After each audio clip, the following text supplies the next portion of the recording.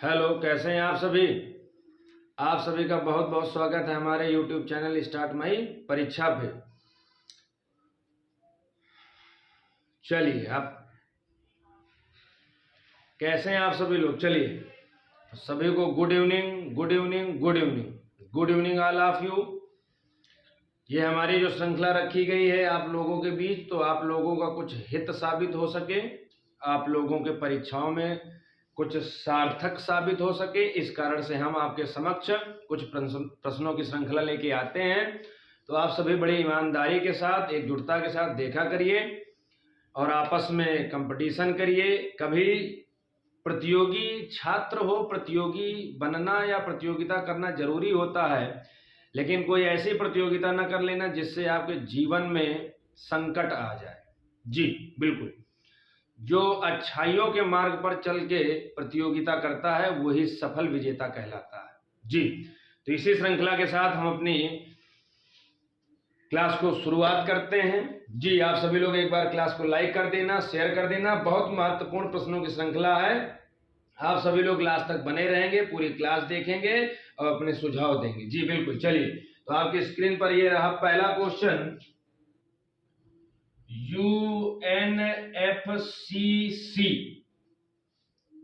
की स्थापना कब हुई, जल्दी से बताइएगा, कब हुई। UNFCC की स्थापना कब हुई। UNFCC इसकी स्थापना कब हुई। तो सबसे पहले संबंधित काहे से होता है, तो जलवायु परिवर्तन से संबंधित होता है। जी बिल्कुल, काहे से संबंधित होता है, इसका मतलब होता है यूनाइटेड नेशंस फ्रेमवर्क, सी से convention of climate change. Climate change, तो पूरी कहानी समझ में आ गई, क्या लग गया, climate change. CC climate change, यानी कि क्लाइमेट चेंज का मतलब होता है जलवायु परिवर्तन। जलवायु परिवर्तन, तो जी हाँ, ये काहे से संबंधित है, तो जलवायु परिवर्तन से संबंधित है। तो इतना आपको समझ में आ गया कि UNFCCC इस संगठन का संबंध काहे से है, तो जलवायु परिवर्तन से। ये भी पूछा जाता है काहे संबंधित। इसकी स्थापना कब हुई, तो इसकी स्थापना कब हुई, तो याद रखना, इसकी स्थापना मई 1992 को हुई। मई 1992 को हुई। जी, और इसका मुख्यालय कहां पर है, तो इसका मुख्यालय याद रखना, इसका मुख्यालय न्यूयॉर्क में। इसका मुख्यालय न्यूयॉर्क यानी कि अमेरिका में। इसका मुख्यालय कहां पर है, तो न्यूयॉर्क अमेरिका में। तो UNFCCC की स्थापना मई 1992 में, मुख्यालय न्यूयॉर्क में, जलवायु परिवर्तन से संबंधित है। जी चलिए, अगला क्वेश्चन देखते हैं।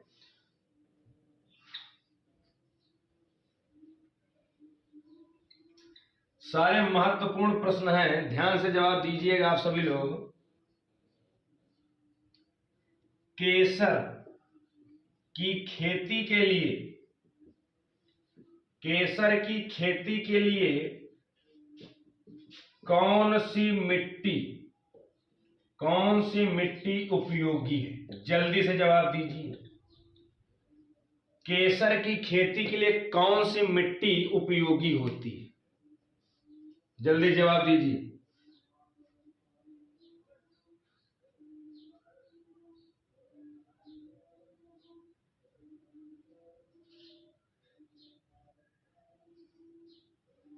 अभी किसी के जवाब नहीं आए, जल्दी बताओ भैया।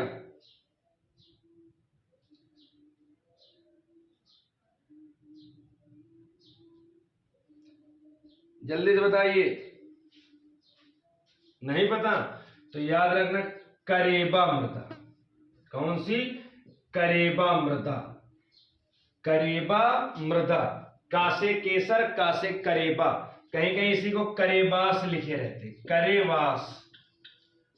करेवास या करेबा मृदा एक ही है, और कहां पाई जाती है, तो जम्मू कश्मीर में। कहां पाई जाएगी, जम्मू कश्मीर में, क्योंकि केसर की खेती भारत में सबसे ज्यादा कहां होती है, तो जम्मू कश्मीर में। तो याद रखना मेरे भाई, करेबा मृदा जम्मू कश्मीर में केसर की खेती के लिए। ठीक, आया समझ में। चलिए अगला क्वेश्चन देखते हैं।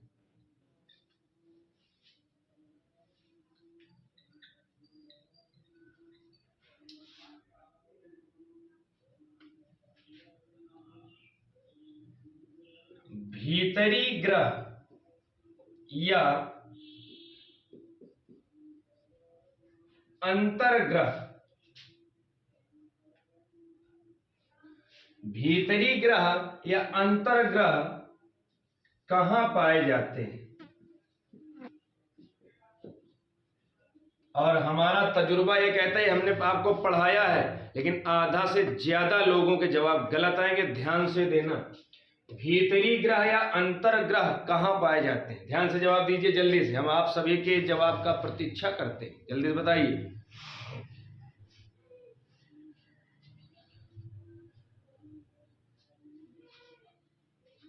शायद ही आप 16, 17, 18 लोग जुड़े हुए हो, इनमें से शायद ही 1 या 2 लोगों का जवाब सही आएगा, नहीं सभी का गलत आएगा। और इन्हीं गलतियों को सुधारने के लिए हम आपके समक्ष पेश होते हैं डेली क्लास लेके, कि आपकी गलतियों को दूर किया जा सके, अच्छे से पढ़ाया जा सके, ताकि आप किसी कामयाबी के मार्ग पर चल के कामयाब बन जाएं। जिस दिन आप किसी काबिल बन जाएंगे उस दिन बड़ी खुशी होगी हमको कि हमारे पढ़ाए हुए छात्र छात्राएं हैं। जी बिल्कुल। चलिए, तो भीतरी ग्रह अंतर्ग्रह कहां पाए जाते हैं? ध्यान से समझना, गलती हो गई कैसे जरा देखिएगा। भीतरी ग्रह अंतर्ग्रह, जब ये आपसे पूछे तो ये आपका हो गया सूर्य, ठीक। उसके बाद ये होता है बुध, ये होता है शुक्र, ये होता है पृथ्वी, ये होता है मंगल, ठीक। जब भीतरी ग्रह या अंतर्ग्रह कहे तो सूर्य और पृथ्वी के बीच के इन दोनों ग्रहों को, इसका सही जवाब क्या हो जाएगा? ये सूर्य और पृथ्वी के बीच। आपने जवाब क्या दिया है ज्यादातर लोगों ने कि बुध शुक्र पृथ्वी मंगल, इनको आंतरिक, वो अलग कहानी अभी समझाते हैं।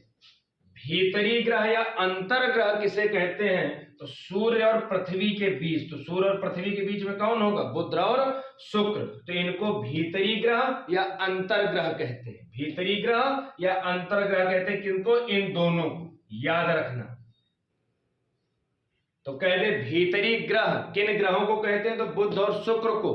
लेकिन हमने पूछा था भीतरी ग्रह कहां पाए जाते हैं, तो आप बताओगे सूर्य और पृथ्वी के बीच में। समझ में आ गई? समझ में बात आई? पहले आप इतना जवाब दीजिए, हाँ या ना। आपने कैसे पढ़ा, क्या पढ़ा, उसका कंफ्यूजन अभी दूर हो जाएगा, ठीक। सूर्य और पृथ्वी की समझ में आ गए। चलिए अब अगला देखते हैं, इसी से रिलेटेड क्वेश्चन। जी, भीतरी ग्रह अंतर्ग्रह, ध्यान से रखना।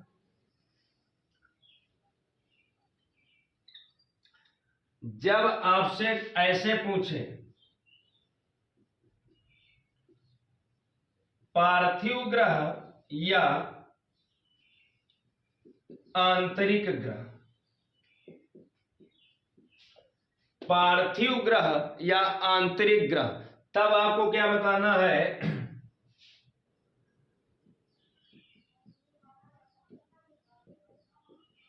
आपसे पूछेगा पार्थिव ग्रह या आंतरिक ग्रह कहां पाए जाते हैं, तो ये हो गया आपका सूर्य, ठीक।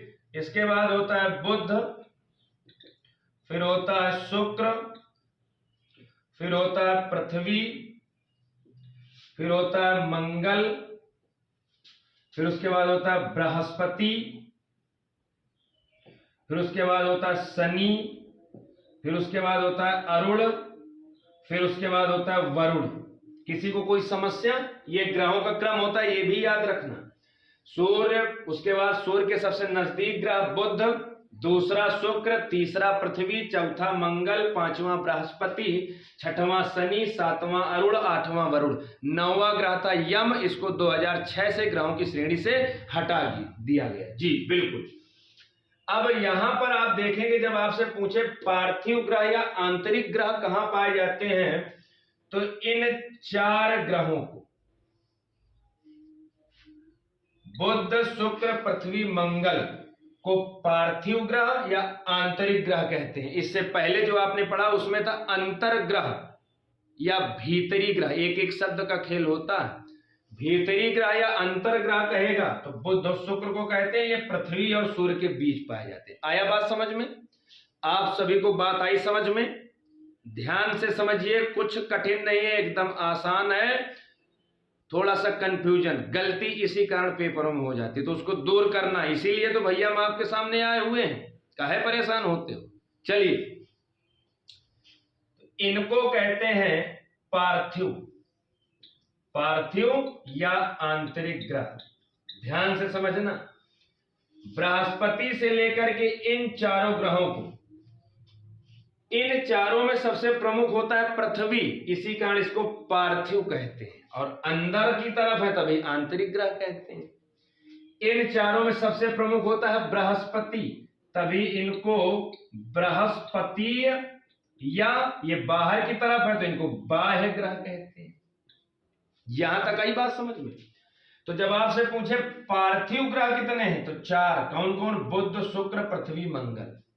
बृहस्पति ग्रह कितने हैं, तो 4। बृहस्पति, शनि, अरुण, वरुण। आए बात समझ में? जी।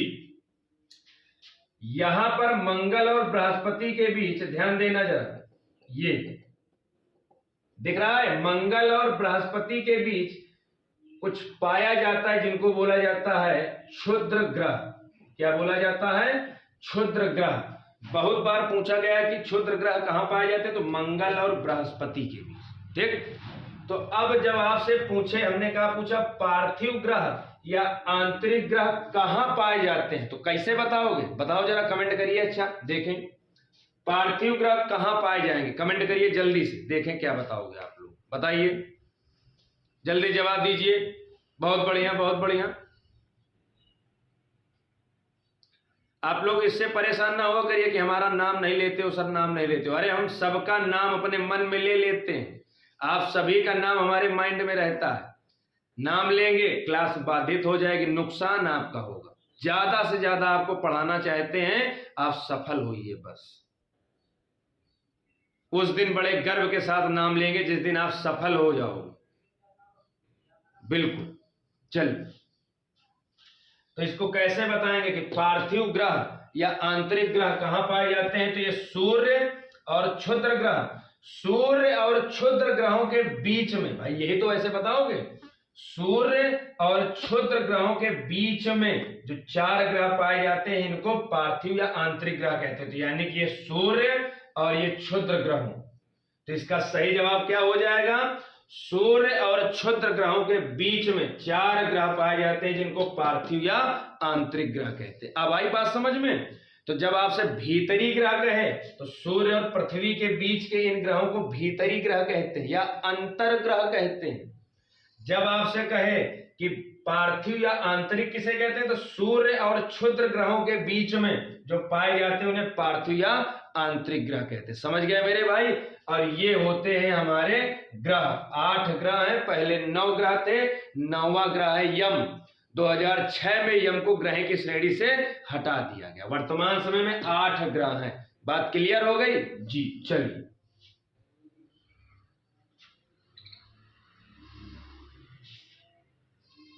आपने क्या पढ़ा, कैसे पढ़ा, वो अलग की समस्या है। बात एकदम साफ साफ नोट कर लीजिएगा। इस जो चर्चा की गई बिल्कुल शीशे के तरीके साफ है, तनिक भी कोई इसमें समस्या नहीं, बिल्कुल। और हमसे आप निश्चिंत रहा करिए, जो हम आपको पढ़ाएंगे, चाहे एक चीज पढ़ाएं, बिल्कुल ठोस और सही बताई जाएगी। बाई चांस वो जल्दबाजी किसी कारण से दिमाग या कहीं भटक जाए, मस्तिष्क की है तो गलती हो जाए, वो अलग की बात है, तो उसमें सुधार आपको करवा दिया जाएगा। आप निश्चिंत रहिए, बिल्कुल बस मन लगा के पढ़ते रहिए। चलिए, ये एक ग्रह में थोड़ा सा समझ लीजिए जल्दी से। ग्रहों की खोज किसने किया, तो ग्रहों की खोज केपलर ने। ठीक, सौरमंडल, सौरमंडल की खोज किसने किया, तो कॉपरनिकस ने। किसने किया? कॉपरनिकस ने। ब्रह्मांड, ब्रह्मांड की खोज किसने किया, तो जॉर्ज लेमेंतेयर ने। जॉर्ज लेमेंतेयर ने, जी बिल्कुल समझ गए जी। ग्रहों की संख्या कितनी है वर्तमान में? 8 ग्रह है जी। 9वां ग्रह कौन सा था, तो 9वां ग्रह था यम। 9वां ग्रह कौन सा था? यम। इसको 2006 में ग्रहों की श्रेणी से हटा दिया गया। ग्रहों की श्रेणी से हटा दिया गया। यम के कितने उपग्रह थे? तो यम के 5 उपग्रह थे, यम के 5 उपग्रह थे। जी बिल्कुल, चलिए जी, बहुत बढ़िया।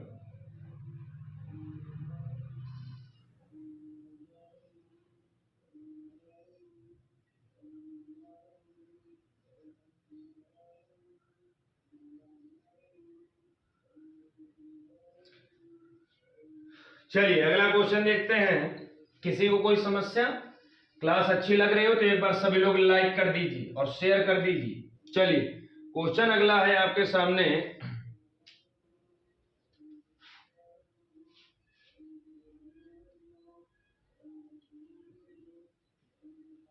टाइफू चक्रवात, टाइफू चक्रवात किस महासागर से, किस महासागर से उठते हैं? जल्दी से जवाब दीजिए, आपके जवाब का इंतजार है, जल्दी जवाब दीजिए।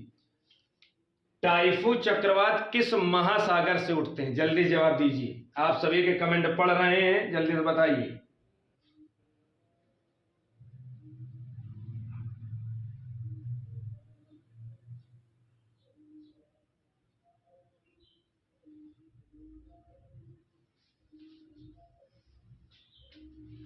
चलिए टाइफू चक्रवात, सबसे पहले तो ये समझ लीजिए आते कहां हैं। तो टाइफू चक्रवात आते हैं जापान में। यहां पर भी कंफ्यूजन है, आपने पढ़ा होगा, ज्यादातर बता भी दिया जाता है, सही भी है। टाइफून एक होता है, टाइफून, टाइफून चक्रवात। तो ये टाइफून चक्रवात बोल दिया जाता है चीन और जापान, और सही भी माना जाता है। लेकिन जब स्पष्टीकरण बिल्कुल एनसीईआरटी बेस पर या सिविल परीक्षाओं में एकदम एक एक सही से वहां जवाबों की जांच होती है, तो टाइफून चक्रवात स्पेशली जापान का है और टाइफून चक्रवात स्पेशली चीन का है। किस महासागर से उठते हैं? तो दोनों, टाइफून चक्रवात भी और टाइफू चक्रवात भी प्रशांत महासागर से उठता है। बात आ गई समझ में भैया? टाइफून चक्रवात चीन में आता है, टाइफू चक्रवात जापान में आता है। दोनों चक्रवात किस महासागर से? तो प्रशांत महासागर से उठते हैं। 2-3 चक्रवातों के नाम और आपको लिखवाए देते हैं, और कौन से सागर से उठते हैं ये भी लिखवाए देते हैं। जी बिल्कुल, चलिए इतनी बात आई समझ में, आगे लिखिए।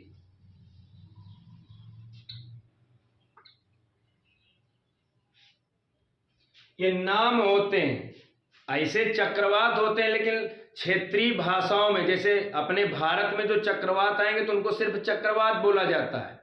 लेकिन अगर चीन में चक्रवात आ जाए तो चीन में बोला जाएगा टाइफून आ गया, जापान में टाइफू, ठीक, अमेरिका में हरिकेन, ऐसे नाम दिए जाते हैं। जी बिल्कुल।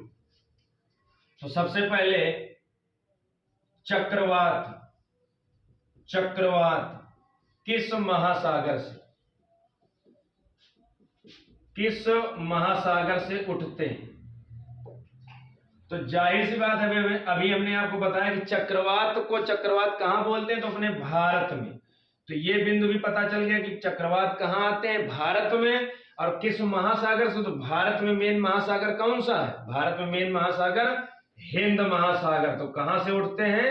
हिंद महासागर से उठते हैं। बात आई समझ में?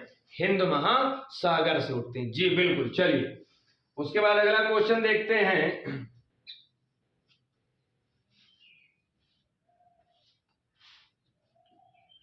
विली विली, विली विली,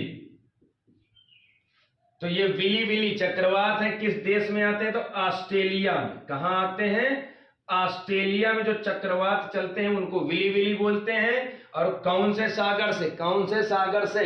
तो ये आते हैं पश्चिमी, कहां से आते हैं? पश्चिमी ऑस्ट्रेलिया, पश्चिमी ऑस्ट्रेलिया।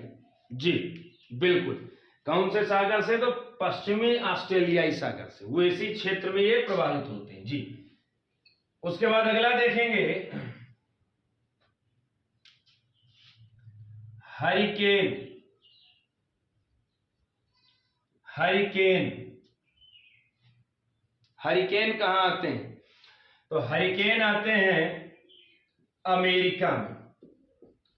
हरिकेन कहां पर? तो अमेरिका में जो चक्रवात चलते हैं उनको हरिकेन बोला जाता है। और ये कहां पर?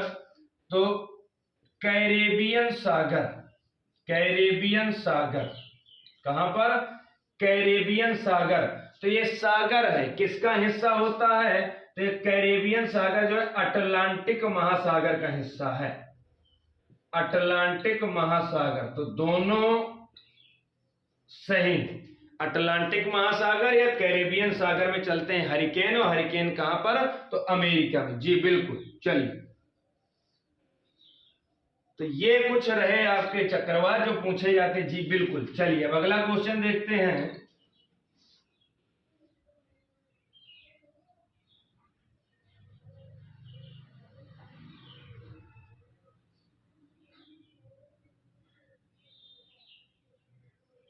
अगला क्वेश्चन,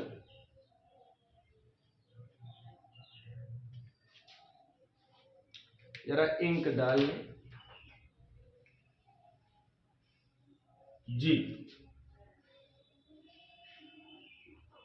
बोकारो, बोकारो इस्पात संयंत्र किस देश के सहयोग से बना? सहयोग से बना, जल्दी से बताइएगा। बोकारो इस्पात संयंत्र, स्टील प्लांट बोकारो किस देश के सहयोग से बना? कहां है और किस देश के सहयोग से बना? अक्सर पूछे जाते हैं और हमने आप सभी को ऑफलाइन क्लासों में भी और ऑनलाइन क्लासों में करवाया है। जल्दी से बताइएगा, आप सभी के जवाब का इंतजार।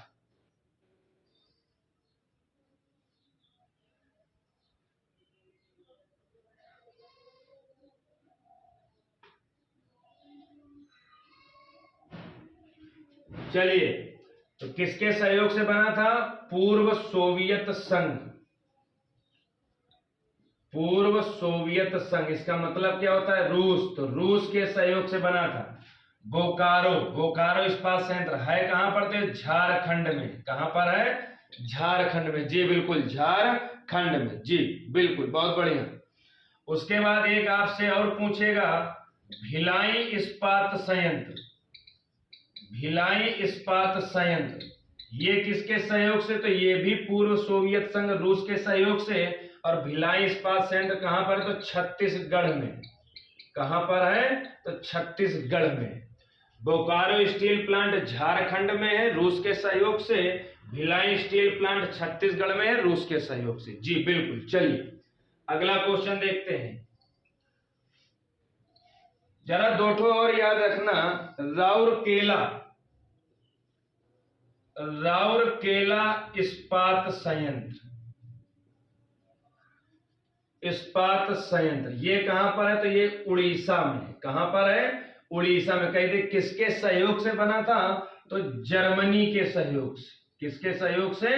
तो जर्मनी के सहयोग से बना था। जी, राउरकेला उड़ीसा में, जर्मनी के सहयोग से। जी, उसके बाद आपसे कहते कि दुर्गापुर, दुर्गापुर इस्पात संयंत्र, दुर्गापुर इस्पात संयंत्र ये कहां पर है? तो ये है पश्चिम बंगाल में। कहां पर है?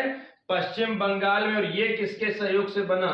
तो ये बना था ब्रिटेन के सहयोग से। किसके सहयोग से?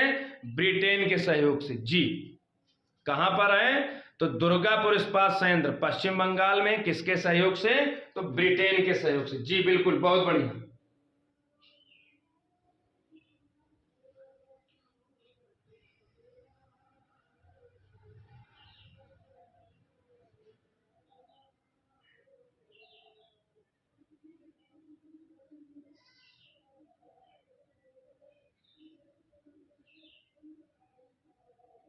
चलिए अगला क्वेश्चन देखते हैं। अगला क्वेश्चन, भारत में, भारत में, भारत में गिद्ध संरक्षण योजना, गिद्ध संरक्षण योजना कब आई? जल्दी से जवाब दीजिएगा। भारत में गिद्ध संरक्षण योजना कब आई? जल्दी से देखते हैं सबसे पहले कौन जवाब देता है। गिद्ध संरक्षण योजना कब आई? और आज की श्रृंखला का अंतिम क्वेश्चन है। आप लोगों को बहुत बड़ी बड़ी क्लास नहीं दी जाती, छोटी छोटी क्लासें 25-25, 30-30 मिनट की क्लासें दी जाती, जिससे आप लोगों को पढ़ने में भी अच्छा लगे और 15, 20, 25 बिंदुओं पर चर्चा की जाती है। 20, 25 से 30 मिनट की क्लास होती है और उसमें बहुत सारे बिंदुओं पर चर्चा की जाती है। जी, इसीलिए बीच में आप सभी लोगों को कमेंट और नाम नहीं पढ़ते, बिल्कुल परेशान ना हुआ करिए। जी चलिए, तो भारत में गिद्ध संरक्षण योजना ये आई थी 2006 में। इसी के नीचे लिख लीजिएगा, भारत में गिद्ध प्रजनन योजना, गिद्ध प्रजनन योजना कब आई? तो गिद्ध प्रजनन योजना आई 2016 में। 2016 में, दोनों अलग हैं। संरक्षण योजना 2006 में, इनके प्रजनन की योजना 2016 में। जी, उसके बाद अब आपको बताना है, ये दोनों बातें समझ में आई? चलिए,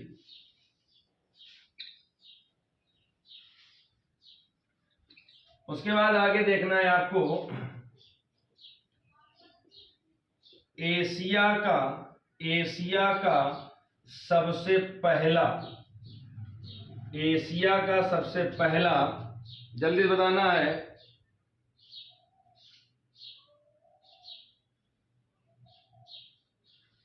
एशिया का सबसे पहला गिद्ध प्रजनन केंद्र खोला गया।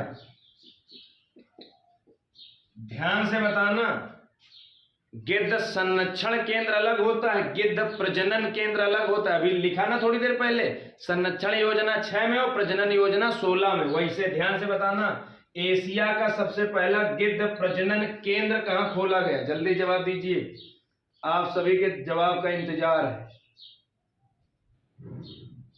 जल्दी बताइएगा।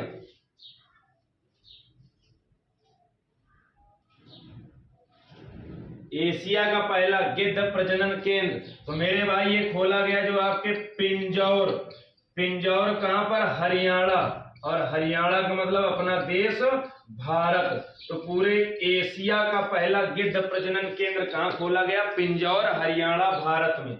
जब एशिया का पहला है तो भारत का पहला हो ही जाएगा। भारत का पहला गिद्ध संरक्षण और प्रजनन केंद्र दोनों पिंजौर, हरियाणा में। बात आ गई समझ में? जी बिल्कुल बिल्कुल, जी, भारत का पहला और एशिया का भी पहला। ठीक, चलिए,